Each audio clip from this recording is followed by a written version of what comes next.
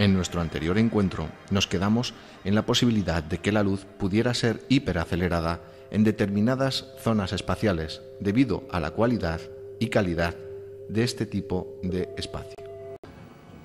Bien, antes de empezar con este tema, quisiera hacer dos apreciaciones personales. La primera es que pienso que la luz en determinadas zonas extragalácticas puede ser hiperacelerada. La segunda es la gran posibilidad de que exista una onda electromagnética que supere a la velocidad de la luz. Y en determinadas zonas extragalácticas, esta misma onda será hiperacelerada cientos de veces la velocidad de la luz. Sobre la primera cuestión, que es la hiperaceleración de la luz, no veo nada contradictorio en ello, ya que sabemos que la luz tiene una mínima materialidad, pero aún así tiene materia. Entonces, esta puede ser seguramente influenciada de una manera diferente o estimulada en los espacios extragalácticos, permitiendo al motor, llamémoslo así, desarrollar una actividad mucho más fluida. Sobre la segunda posibilidad de que exista una onda electromagnética distinta y más rápida que la luz, solo tendríamos que tener en cuenta una partícula descubierta recientemente y todavía muy desconocida e intrigante para la ciencia, que es el neutrino. ¿Por qué digo esto? Sencillamente por lo siguiente. Suponiendo que en el núcleo solar se fabrique, mediante una reacción nucleica, en ese mismo momento, un neutrino y un fotón luz,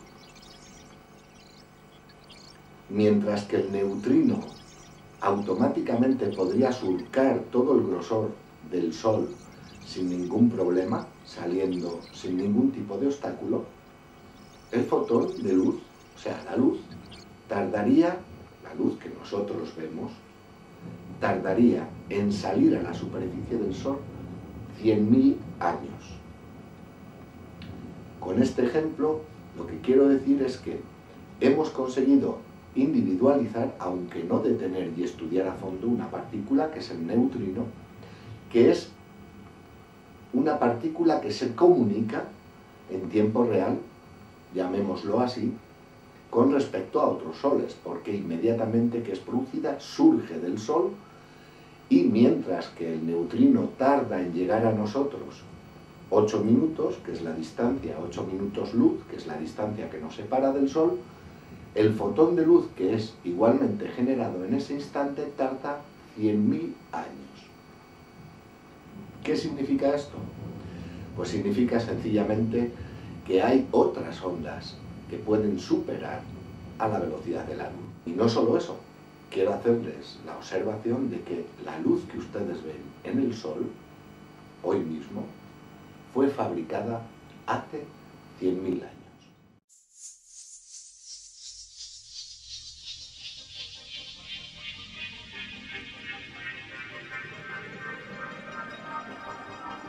Personalmente, creo que el caso que estoy aquí desarrollando es la primera posibilidad, pero algo en mi interior me dice que la segunda también existe y serviría para la comunicación de las distintas partes de un mismo universo o para la comunicación entre distintos universos.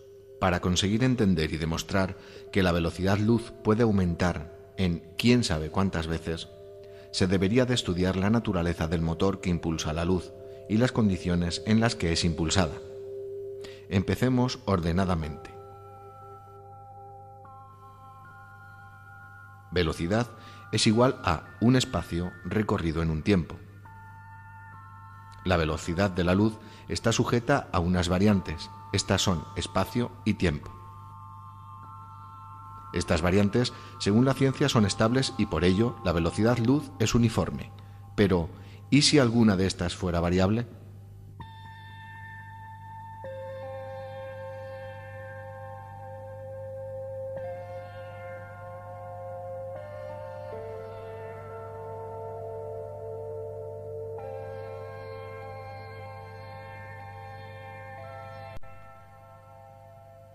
Como sabemos, la naturaleza planetaria, solar, de constelaciones, grupos globulares, galaxias, quasars, en definitiva, de la naturaleza universal, está continuamente cambiando, mutando en distintos movimientos y formas. Entonces, si el tiempo y el espacio están dentro y forman parte de esta naturaleza universal, pueden variar. Y de hecho seguramente lo harán, y por correspondencia influyen en la velocidad luz.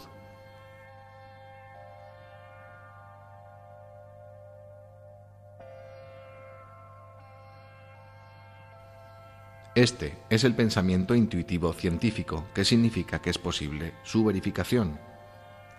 El no haberlo aún verificado, experimentándolo directamente, necesariamente no significa que no pueda ser posible, no significa que no exista y que no se manifieste.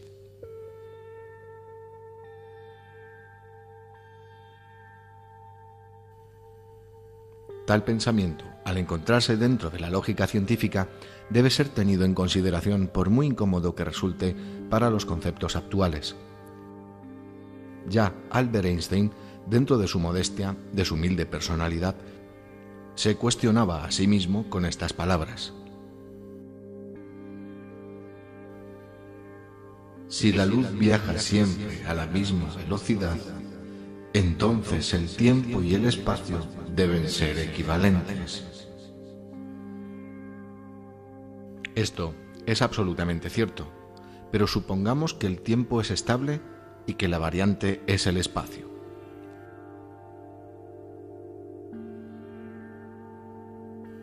La pregunta que surge sería: ¿cómo podría el espacio ser una variante?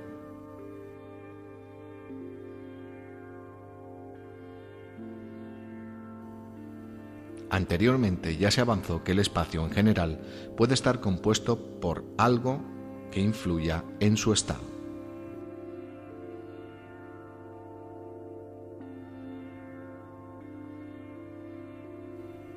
Si valoramos esta posibilidad, tenemos una variante que afecta directamente a la velocidad luz.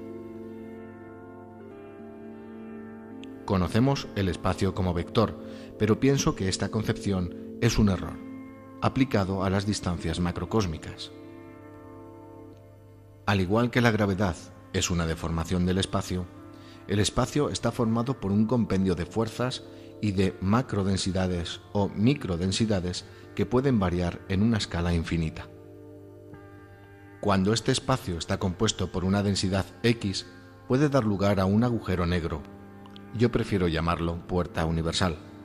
En este caso, el efecto de caída de la luz dentro del agujero debería interpretarse como deslizamiento de la luz por el espacio deformado o por la puerta universal.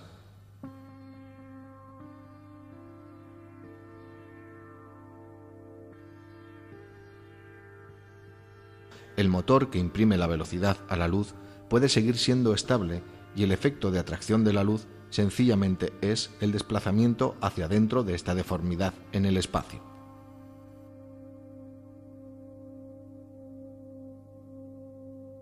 No obstante, puede ser que exista alguna fuerza que aumente su velocidad de desplazamiento. Supongamos la posibilidad de que la luz pudiera tener menos rozamiento en su desplazamiento. Ciertamente estamos hablando de fenómenos muy difíciles de verificar, pero quizás en el futuro la teoría se vuelva experiencia.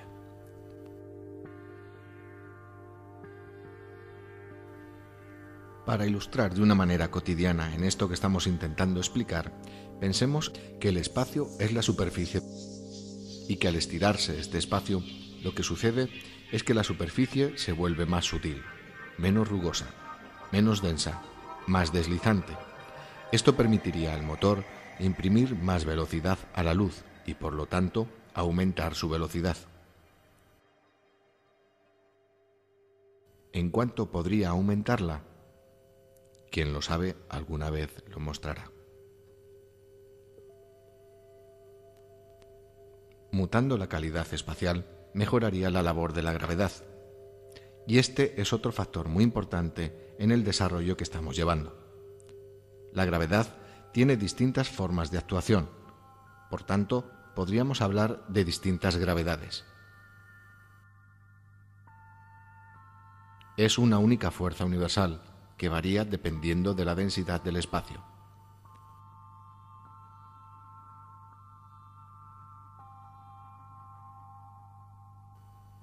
Podemos decir que es una única fuerza resultante, compuesta de otras fuerzas complementarias u opuestas.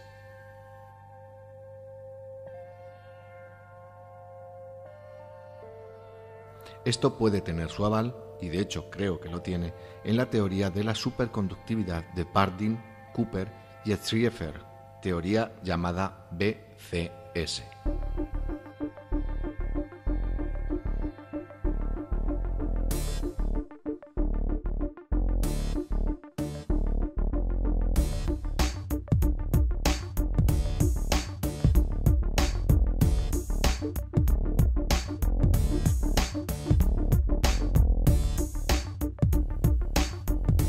Ponderando el descubrimiento realizado por los físicos astrónomos John Hackra y Margaret Geller, esta teoría adquiere más consistencia. Veamos el porqué. Este descubrimiento ha permitido ver cómo el espacio tiene unas normas de reestructuración y reagrupamiento galáctico, según un determinado patrón estructural, como ya hemos visto. Por lo tanto, se puede llegar a pensar que el espacio es variable, puede dilatarse o contraerse por una fuerza, llamémosla así, hipergravitatoria, que en determinadas circunstancias puede promover la hiperaceleración de la luz, o favorecer la fuerza motriz, motor, que la mueve, aumentando su rendimiento y ayudándolo.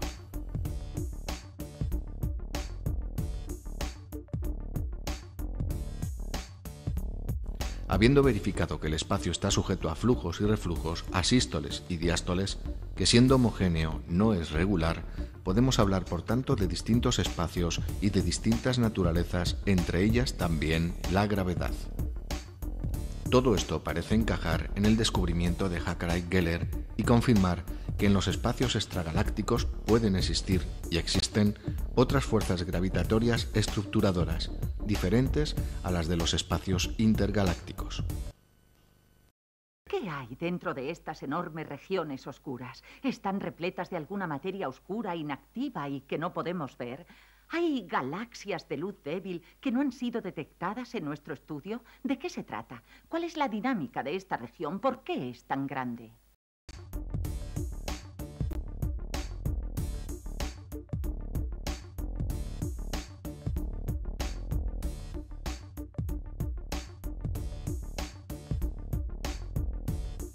Si nuestros estudios continúan revelando estructuras cada vez mayores, si vemos estructuras mayores en una escala absoluta, la escala del horizonte del universo, tendremos que replantearnos todas nuestras ideas básicas sobre el modelo de la gran explosión Big Bang, porque puede que no sea correcto.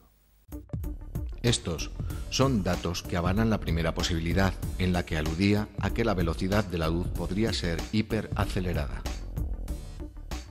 No debemos de olvidar que hace muchos años se pensó también que la velocidad del sonido no podría ser superada, y sin embargo hoy es algo cotidiano y esta autolimitación queda como algo ingenuo.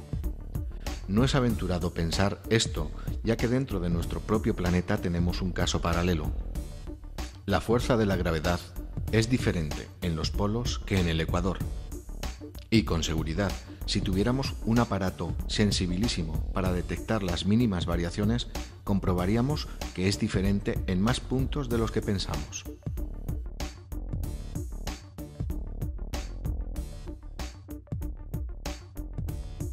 Este hecho está ampliamente verificado por la ciencia actual y ha sido fotografiado por satélites con unos aparatos que captan las ondas gravitacionales de la Tierra. En las imágenes obtenidas se aprecia que el aspecto gravitatorio del globo terráqueo es similar a las curvaturas de una patata cuasi esférica.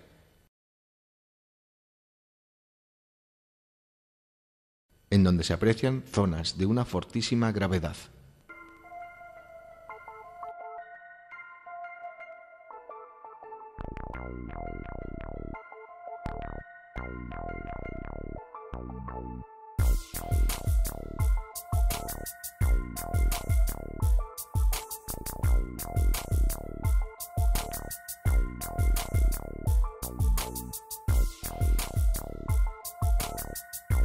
Para entender mejor el comportamiento de reestructuración galáctica registrado, estudiado y verificado por Hacker y Geller en el telescopio, podemos razonar que habría que entender a la luz como un sistema de conexión y comunicación propio de las megaislas estelares, de las galaxias, y que fuera de sus espacios galácticos es hiperacelerada y atraída por una hipergravedad existente entre las mismas galaxias.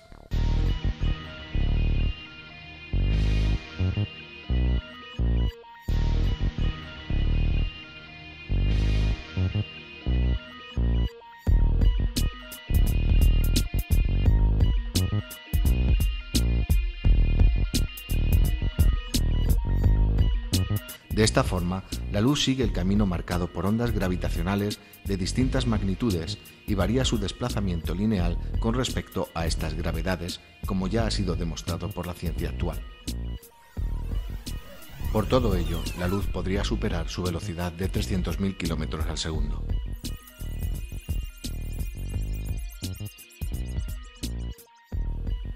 Esto en base al razonamiento de que no hay que estudiar la velocidad del móvil, sino el impulso motriz o motor. Este puede desarrollarse muchísimo mejor en ciertos espacios menos densos o más propicios y beneficiarse de hipergravedades fuera de los espacios galácticos. Puede ser, por lo tanto, hiperacelerada en determinadas zonas espaciales con hipergravedades que podrían modelar el espacio linealmente o hacerlo curvo.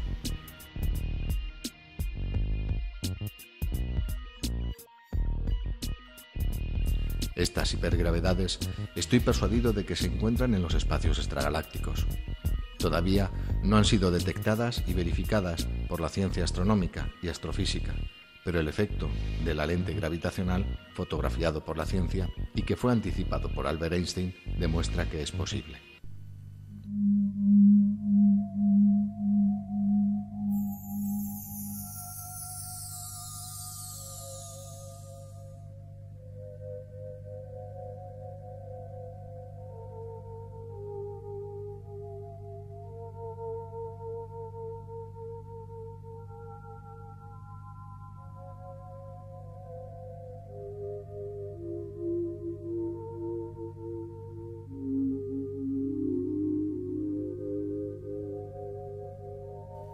Si esto fuera así, podríamos determinar entonces que las distancias no son tan grandes, aunque el tiempo de la gran expansión corresponde a la edad conocida del universo.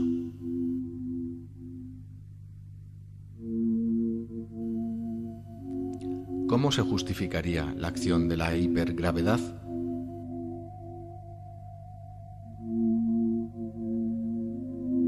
Pues sencillamente actuando sobre la naturaleza mínimamente material de la luz, que es constante a su velocidad normal.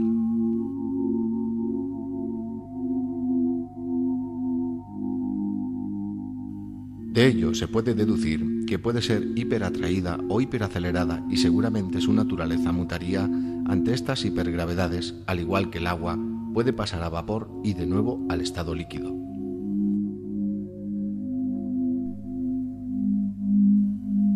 Por ello, puedo proponer que la luz sufriría una especie de sublimación de su propia naturaleza astral y por efecto de fuerzas extragalácticas para recondensarse en el punto final de esta hipergravedad, que según intuyo sucedería en las periferias de las galaxias mismas.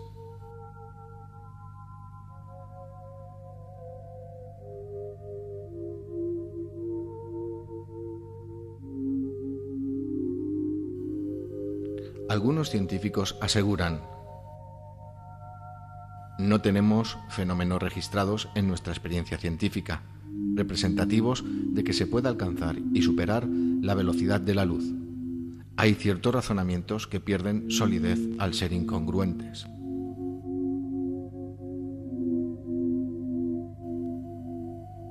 Sobre sus primeras observaciones diré que hay fenómenos astronómicos registrados ópticamente que confirman esta posibilidad de superar y aumentar la velocidad luz. Sobre la segunda observación, solo diré que hace pocos años no se entendía ni se sabía explicar el por qué el sonido se transmite más rápidamente en sustancias más densas que el aire, como son el agua o el acero, y sin embargo es sencillamente una verdad rotunda, aunque al principio fue incongruente, por no saber cómo solucionar la aparente contradicción. Hay un dicho muy nuestro que dice: no hay peor ciego que aquel que no quiere ver. Es por este dicho que hablaré de las llamadas en el argot astronómico fuentes superluminales. Veamos qué son y qué imagen tienen.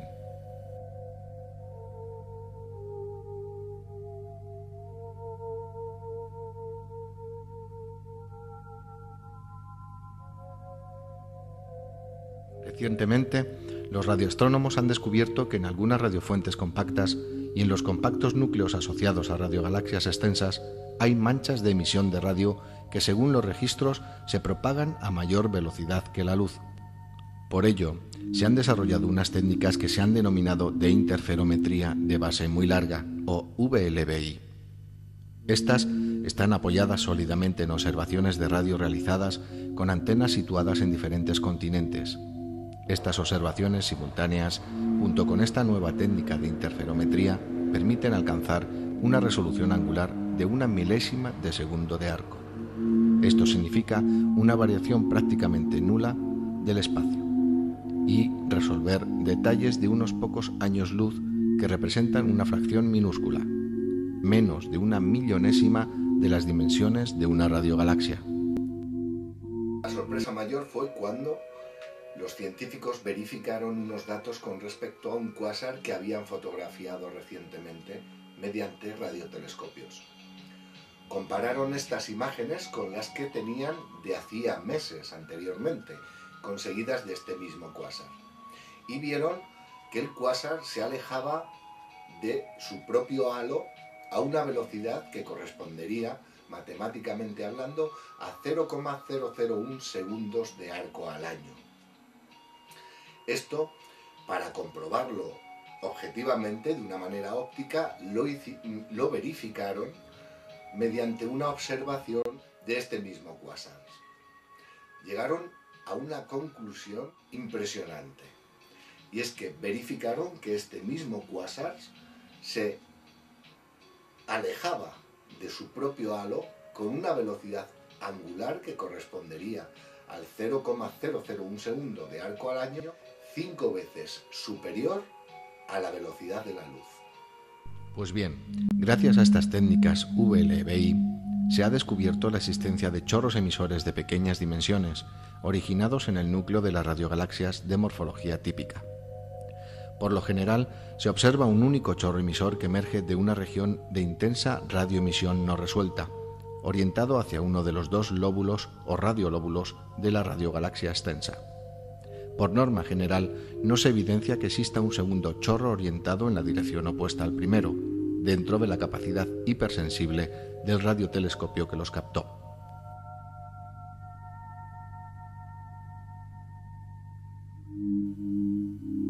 Lo desconcertante de este fenómeno es que algunos de estos chorros emisores parecen moverse a velocidades de 15 y hasta más de 20 veces por encima de la velocidad luz.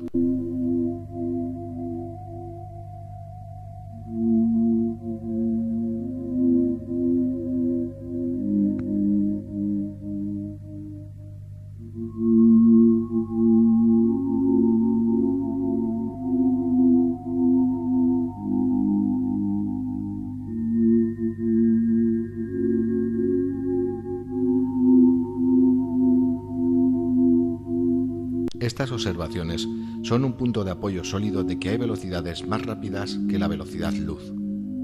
Pero, ¿es la luz misma que es hiperacelerada? Pienso con seguridad que sí lo sea.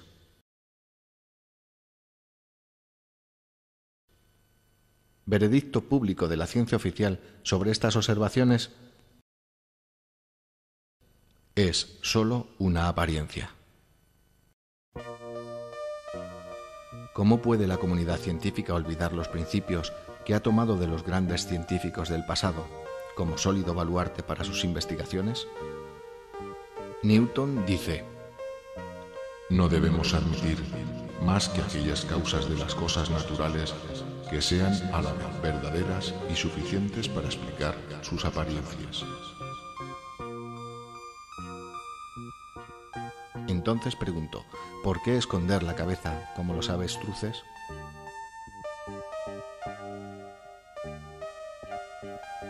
Albert Einstein, como muchos de ustedes sabrán, no le gustaba atarse a ciertas oficialidades que le rodeaban ávidas de su genio. Él, Einstein, teorizó sobre la velocidad de la luz y de su movimiento en el espacio. De este movimiento afirmó: intuyo que también la luz sufre la fuerza de la gravedad y desvía su trayectoria rectilínea de acuerdo a esta fuerza.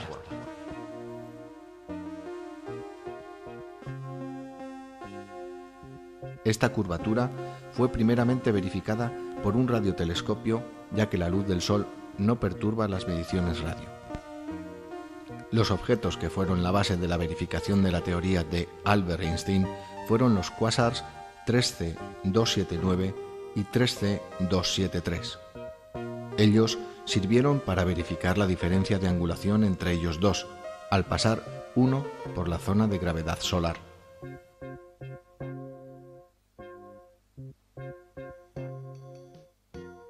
Cuando a Einstein le comunicaron por telegrama los resultados positivos de esta expedición Eddington, se lo mostró a una estudiante y ésta le preguntó: Señor Einstein, ¿qué hubiera sucedido si sus previsiones no hubieran sido acertadas? Einstein la miró a los ojos y le contestó de esta forma: A Dios no le hubiera gustado nada. La teoría es correcta.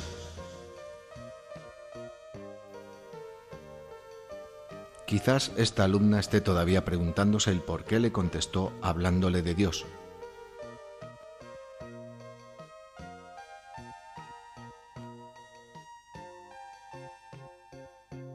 Para mí, he de confesar, no es ningún enigma. En sentimiento, sobre estas teorizaciones me uno a esta respuesta de Einstein. Es por ello que en una parte de este capítulo, refiriéndome a la velocidad de la luz, les dije: quien lo sabe, alguna vez lo mostrará.